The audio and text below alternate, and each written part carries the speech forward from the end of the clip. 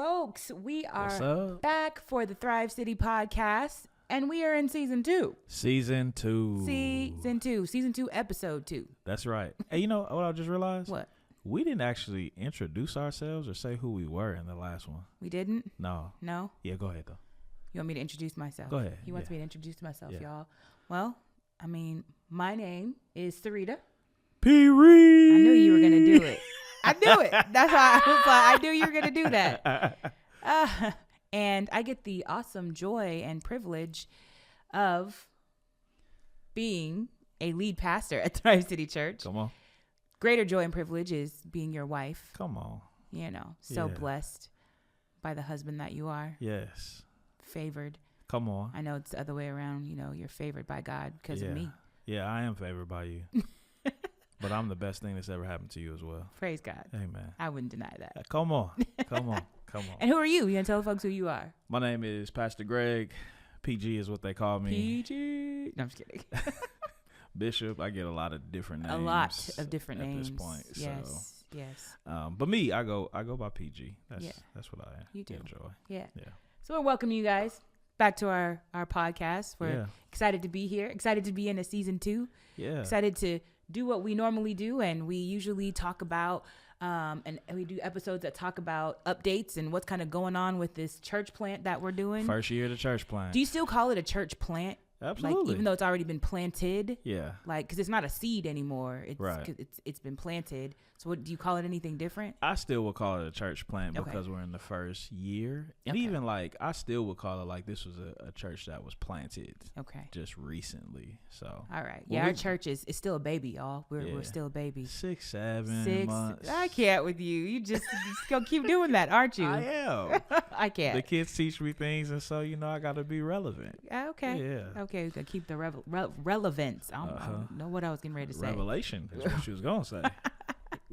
So we do a podcast that talks about us being in the church plant, you know, all the updates, all the things, all the good things, the highs, the lows, the in-betweens, the mountaintops, the valleys, the still water, green pastures, you know, all of that good stuff. We talk about all of that. Walk through the valley of the shadow of death, all of it. I was going to go there, but I was like, No, people want to hear the real. Do they? Yeah, I think authenticity is back in. I don't think they want to hear that a church is called the Valley of the Shadow of Death, though. Not that it's called would you go that. to a church named that? Valley of the Shadow of Death Baptist Church. Pentecostal? No. I wouldn't. Absolutely not. So, I mean, I think I would go just to see what was going on. Got it. Be like, okay, is this really what they said? Like, is it fire and brimstone? Like, you gonna walk through terribleness? No, they're just talking about maybe dying to self. Oh, that's it. That's good. You know, I don't know. Valley of the Shadow of Death, though. I don't know. That's not good marketing. Yeah, no. I'm not going there. Not at all. No. Their logo would be like a sickle. Why are we talking about this? This is. You did this. I did not do this. This has nothing to do with what we're talking. I didn't do this one. So, update is what we talk about. Second thing, what we talk about, and this is going to be new for this season, and I'm really excited about this, is our focus, our theme, the common thread for the other type of podcast that we do. It's going to be about relationships, y'all. Relationships. That's where you cue the R&B song. Yeah. Forever, my lady. Not again. Somebody sent him new material. I mean, I can give you some new material. It's okay. No. It's okay. While you're playing.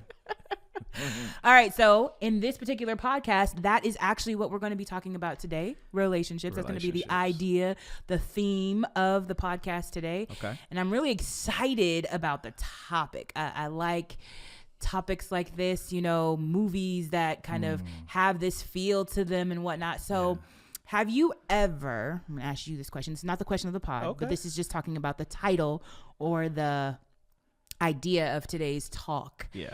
But have you ever like wanted to go back in the past? Absolutely. And like redo things or shake some things up? You know, even though they say like going back in the past and doing that like can create catastrophic effects of the present and the future. Yeah.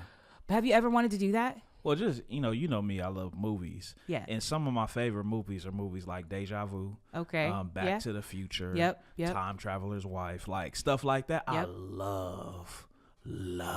love movies like that. Really love. Because I think there's a part of me that's like, man, if that was ever available, I am absolutely going back to myself and we having a conversation.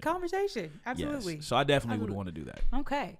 So with that in mind, we are going to talk about writing a letter to our past self called Dear Single Me. How many of us would want to write that kind of letter? Come on. It'd be like a 4-page letter. Nah, might would be like 40 pages. Yeah, I'm like, yeah, that's not enough, girl. I need to give specifics. Right. Details. All the things. Run. Not run. So that's what we're going to be talking about. Writing a letter to our single self. What would we say in that letter? Yeah. What would we leave out? True. True. What would we want to prepare? You'd have to have wisdom. You would. Because I think there are certain things that you'd have to know about yourself to say, don't say that, because that would cause them not to go this direction, and they need to. Talking about myself. Yep. As they. You just thinking through it all. Talking about yourself in the third person. Yeah, definitely. Yeah. Okay. But before we get into that, we have the question of the pod. I feel like you should play like that game show kind of music on this part. I don't know why. I don't know why that's been this thing. That's what the last episode was. Just having the background music and stuff. Just makes the experience like that much greater. Because we're talking about relationships, so it just feels like it needs something in it. Yeah. You know, the greatest relationship movies have like the violin that plays in the background and the doughy eyes and all the things. Yeah. All right. So, question of the pod. So, since this pod is going to be about relationships, of course, my question has to be centered around relationships. I promise I'm not coming for you with the question. It's going to be, you're probably going to have to take a moment to think about this question. Okay. So, my question of the pod today is, what is an unwritten rule about relationships that you feel like should be a written rule? A unwritten rule that should be like a written rule. A written rule.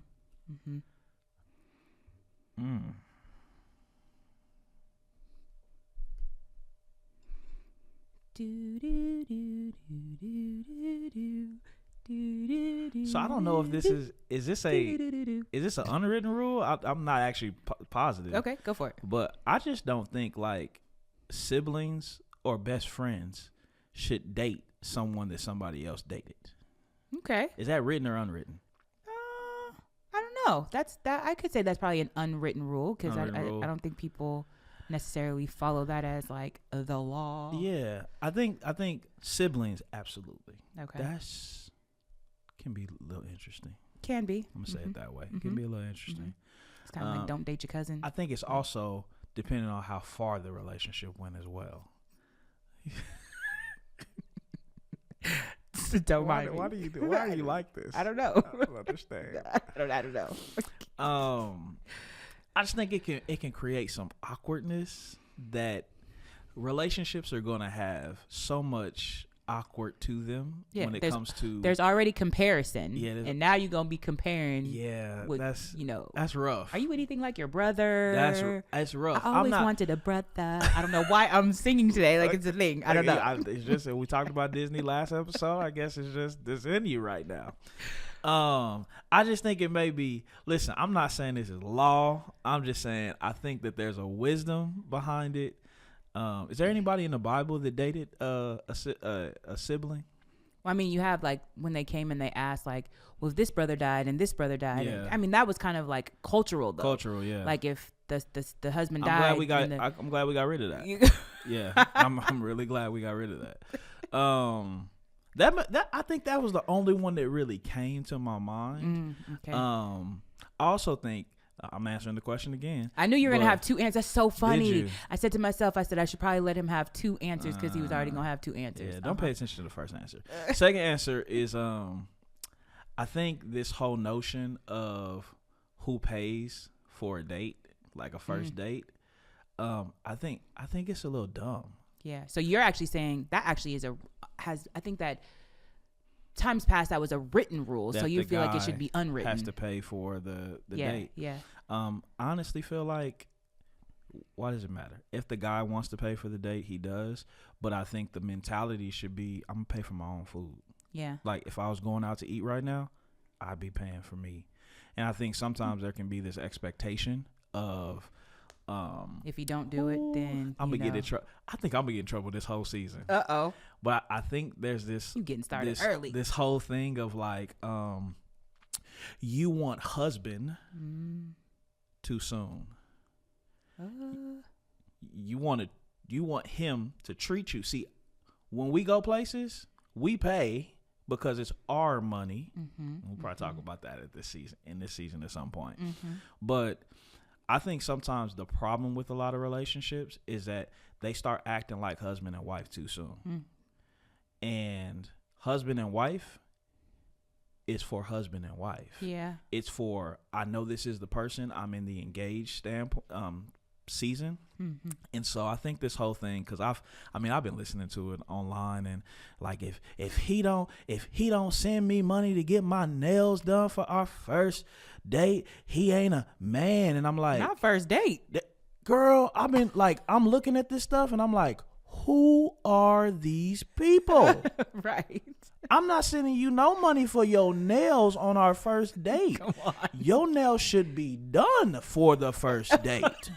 Right. And if you don't do your nails, you probably trying to save money. So here's the thing. We both need to be saving. Depending on what stage of life we're in, yeah, we need to make sure that we're dating according to our season. That's good. If you 19 and 20 and you going to Fogo de Chao, I'm like, doing too much. That's not the season you're in. Okay. But you're trying to act like you're in a relationship that's been around for the last 15, 20 years. And it's like, no, just date where you're at. Yeah. So I'm not spending $200 on nobody for a first date. It's just not gonna happen. No, you decided you was gonna teach on the question of the pod. I'm sorry. You know, you just jumped. You right asked in. me a question and just dived right in there. A question. I'm sorry. They gonna come for me in the comments. I already know.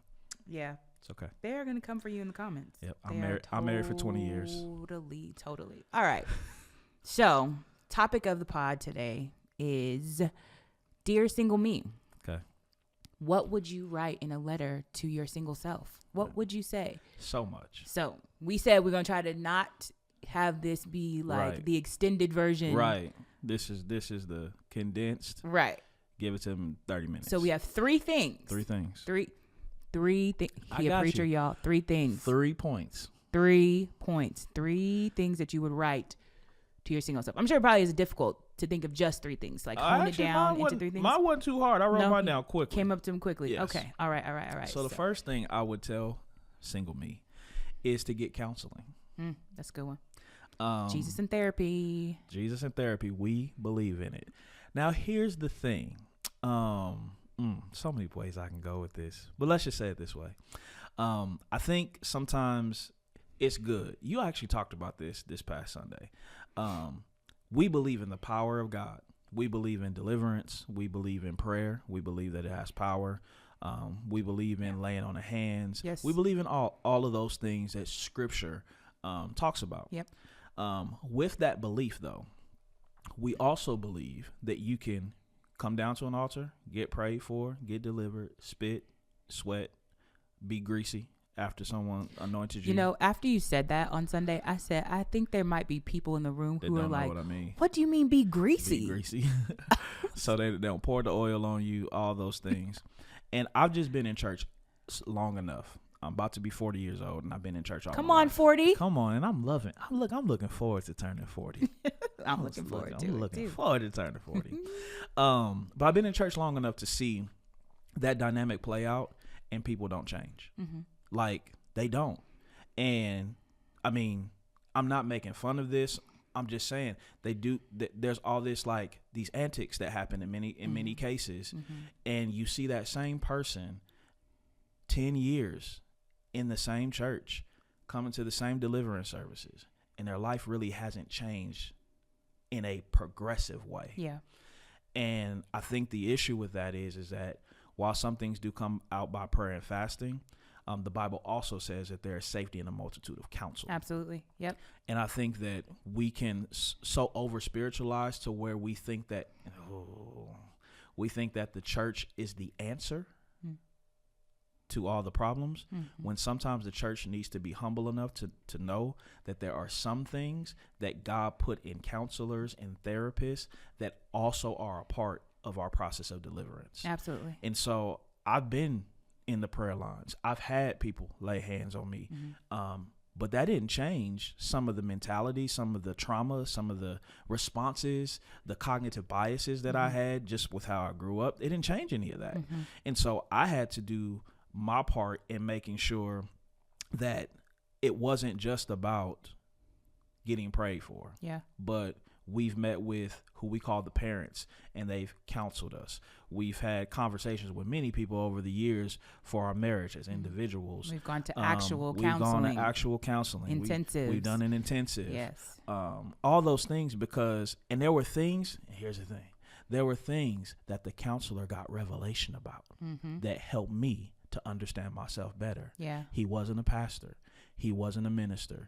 He wasn't at the front of a church.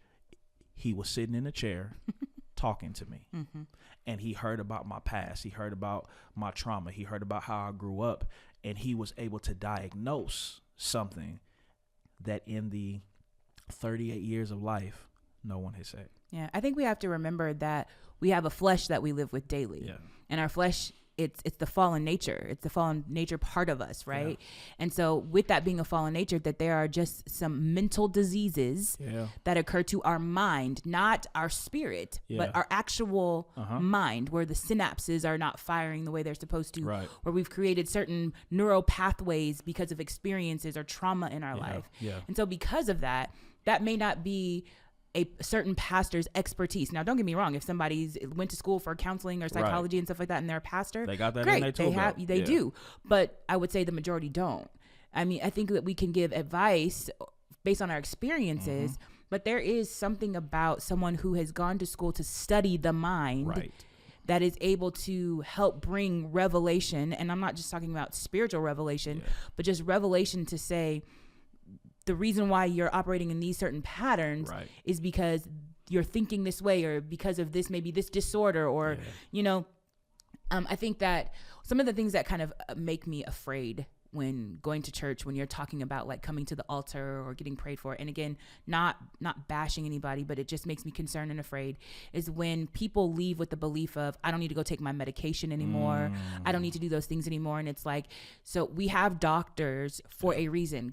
God gave these people the wisdom and the intellect that they had, because he understood we have a actual physical mind that needs assistance.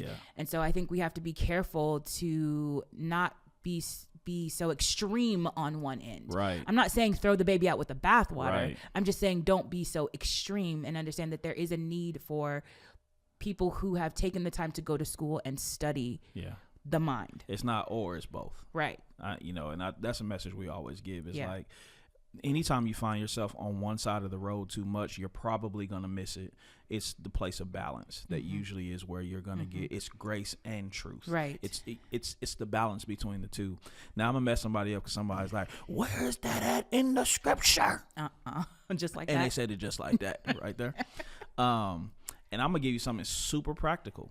Paul is writing to Timothy, who is his father in the ministry.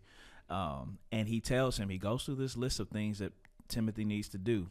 And he ends the chapter with, take some wine for your stomach problems.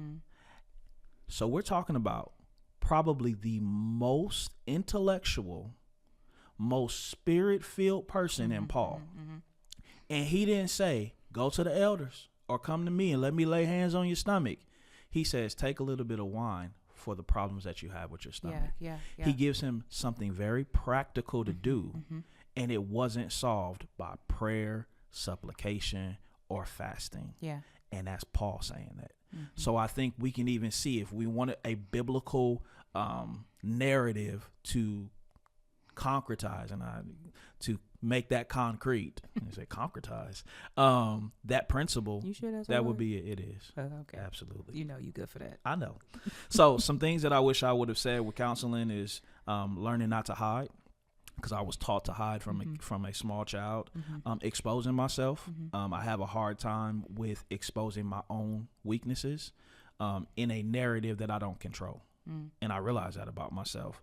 And then deal with rejection. I've dealt with a lot of rejection over my lifetime, and I just currently realized this. Maybe 3-4 years ago when we had the conversation of how I realized it, and then how it's impacted me when it comes to interacting with other people. So that would be my number one. Would be get counseling. Okay. Yeah. All right, we going back and forth, or are you just gonna let's go back and forth. We're gonna go back and forth. Yeah. Okay. Let's see, which one do I want to pick? I'll probably start with I would tell my single self to know my worth and to know my identity early. Early. I think life has a way of mishandling us.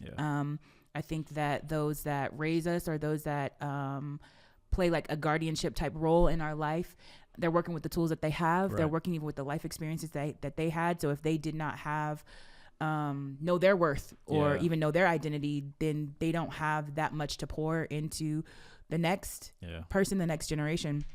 So definitely knowing my worth and my identity would be huge for me. I dealt with insecurity, low self-esteem, all of those things for various reasons that we could get into in a different time. But just understanding that about myself, that caused me to show up in ways that were not very becoming, were not the best ways, that were me even inflicting trauma on myself because I didn't know my worth. I didn't know my value. I didn't know who I was, and really knowing what my identity was in Christ sooner would be absolutely the thing that I would tell my past self. How would you, just from some practical standpoint, how would you frame that to yourself? Like what would you say to you to help you to shape that identity? I probably would first of all deal with the fact that like God is our creator, that he made us, and so he had an idea, not even an idea, he just knew who we were supposed to be. He already knew our value, our worth. And I would start by telling myself to go there first. Because it's like, you know, you use the whole manufacturer example where it's like, why would you go to the carpenter who built the table to get information about the iron that irons your clothes, right? So in knowing that God created me, there is a worth, a value, a purpose that he knows about me that no one else will. So I would probably start there. And probably start in a way of find it in the word first. I know that probably sounds crazy because it's like, you know, as a new believer, you struggle with reading the Bible and stuff like that. But I still would push myself in that direction so that I could hear God's words first, so that when anyone said anything else, I'm filtering it through that place. So I probably would start there. And then just reminding myself that what happened to me is not me. That's good. I think that's where we tend to connect our identities to, which makes us slip into a victim role. Like, because this happened to me, then this just must be who I am. This is the best it's ever going to be, like that kind of thinking. And so really telling myself, you know, what has happened to you, how life has mishandled you, the different experiences you've had with various people. And I'm not just talking about people in my household, just people in general. Because I mean, being in high school, junior high school, kids can be super mean. Man. Maybe and bullying and all the things, but just because that happened to me doesn't make that me. So I probably would do those two things. That's good. Good. All right, so my second one is, I would say to this is probably preparation for marriage, just knowing that, learn my role. And what I mean by that is like I was real big on leadership when we got married, like learning it after the fact. I wish I would have dove into leadership before.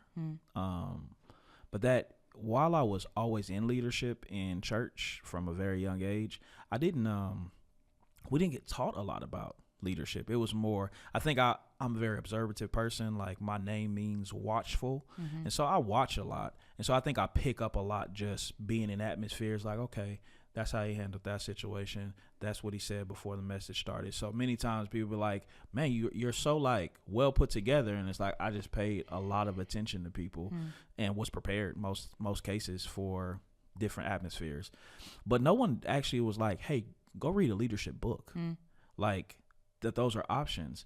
And so that didn't happen until later on. And I realized with being a husband's role is a leadership role. Yeah, I think once you made that correlation, man, like there just was a major shift that happened in how you just showed up, not just as a husband or a father, but just as a leader in general, as a man. Yeah. And when you made that correlation, it was like something just like clicked for you. Yeah. Yeah. And I think I wish I would have did that a little earlier.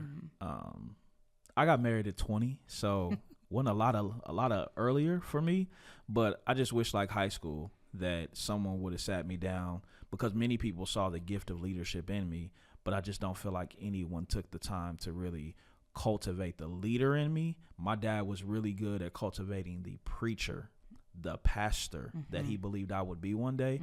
But from a leadership perspective, there wasn't a lot of teaching, training that I got in that dynamic. And so I wish I would have learned my role earlier, because I think what you've had to do, graciously have to do, is you've had to endure. And this, listen, for anybody who is getting married early, like early 20s, there is a dynamic that you guys are going to have to grow up together. Yeah. And in growing up together, you're going to have to experience the growth pain of growing.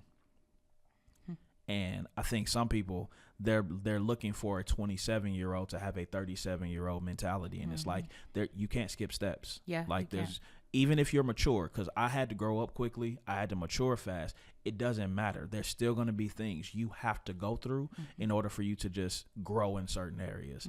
And so you had to walk through the different stages of my life. You had to walk through me growing in certain areas. But it was because we got married when I was 20. So there was just life that I still had to live in order for me to even figure out parts of who I was without counseling. Good point.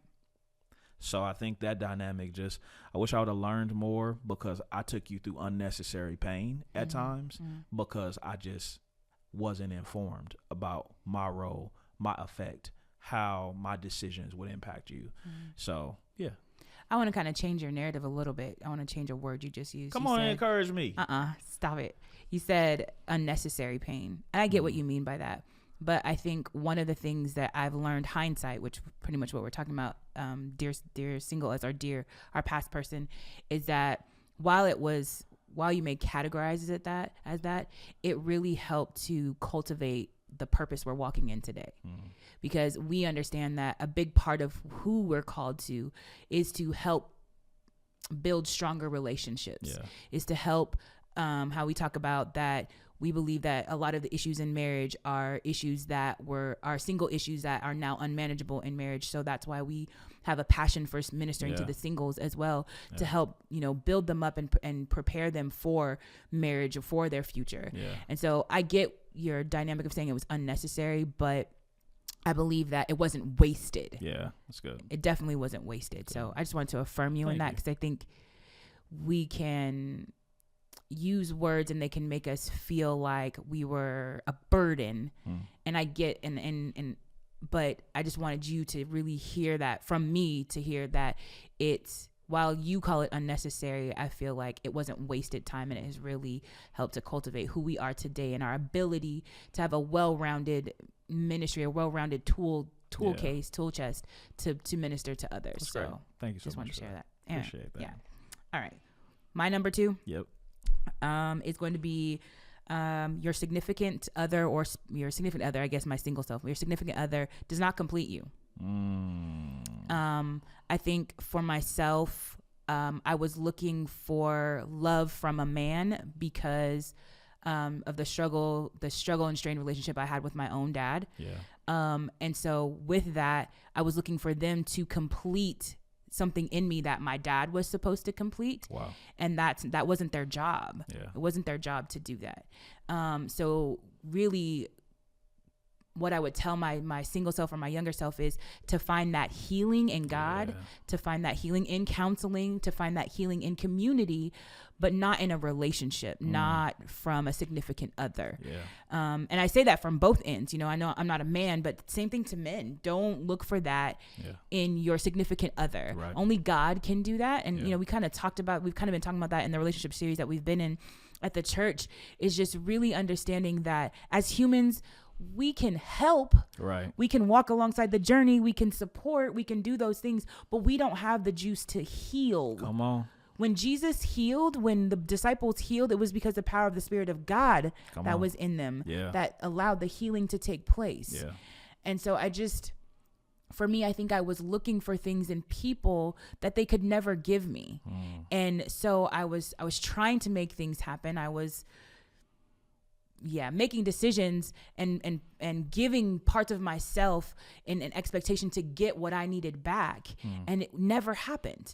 Never happened. Even to this day, that affected me then. So in our marriage relationship, I found myself expecting you to be the thing that completed me, the thing that fulfilled all of my needs. And God's like, hey, that's my job. And I do it way better. I'm a lousy Jesus. Lousy.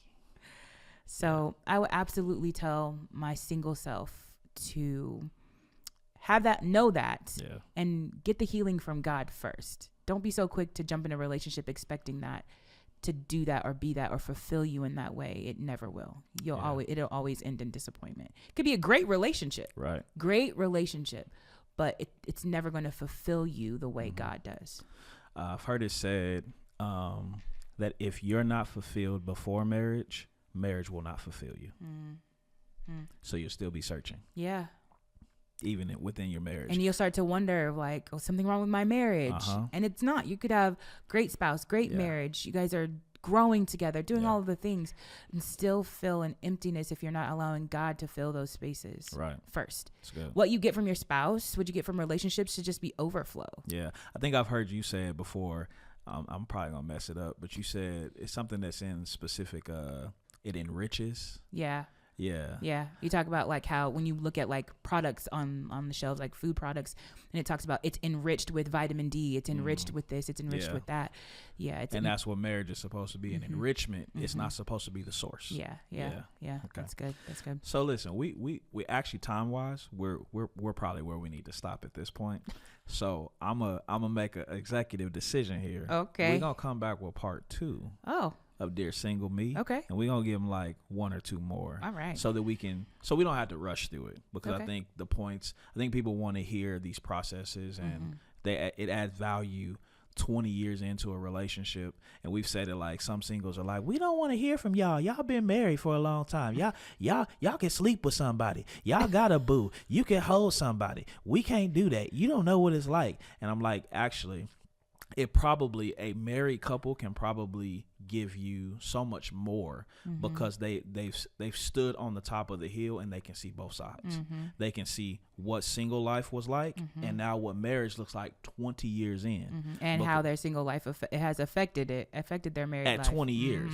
The stuff that's still affecting us. And I think we're able to give you both sides of that because we've been on both sides. And there are things that I'll be like, man, had I known in marriage it was going to be this, I would have done this to prepare for that dynamic. Yeah. And so I don't want us to rush through this process. I want us to give them everything that we have, because I think it's just valuable that people want to know, especially in these days where they say that it's ghetto out here in these dating streets. Right. So we want to do our part to just help. And so I didn't want to rush us through it. Yeah, that's fair. Okay. I would say one last thing is just want to encourage maybe those who are married and watching this podcast, maybe those who are single and have lived some different life experiences. Maybe pause for a moment and evaluate, what would you tell your past self? That's good. What advice would you give? What wisdom would you give?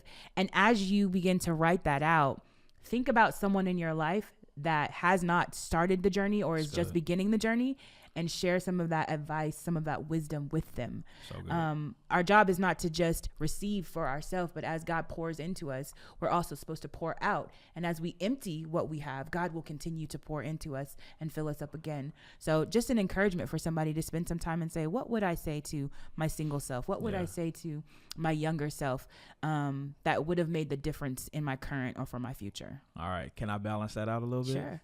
So I want to balance it out with this, that sometimes when we go through situations that we don't allow the gospel to shape us, we allow the pain to shape us.